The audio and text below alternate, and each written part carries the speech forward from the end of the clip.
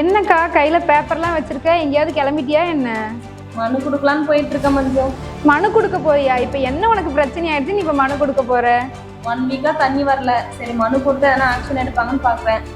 தண்ணி வராதுக்கெல்லாம் மனு கொடுத்து அதுக்காக ஆக்ஷனும் எடுக்கிறாங்களா? அது என்ன ஸ்கீம்க்கா? தண்ணிக்கு மட்டும் இல்ல மஞ்சு, என்ன பிரச்சனையா இருந்தாலும் நம்ம மனு கொடுத்தா 45 டேஸ்க்குள்ளே கிளியர் பண்ணி கொடுப்பாங்க. ஓ அப்படியா? இந்த ஸ்கீமை பத்தி கொஞ்சம் சொல்லலாம் தெளிவா.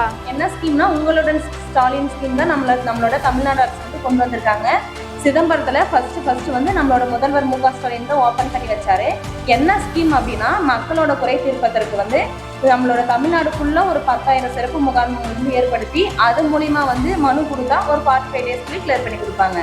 ஓ அப்படியா? அப்ப எந்த பிரச்சனையா இருந்தாலும் மனு கொடுக்கலாமா? இது எப்படி நம்ம வில்லேஜ் சைடு மட்டும்தான் இருக்கா இல்ல சிட்டி சைடும் இருக்கா?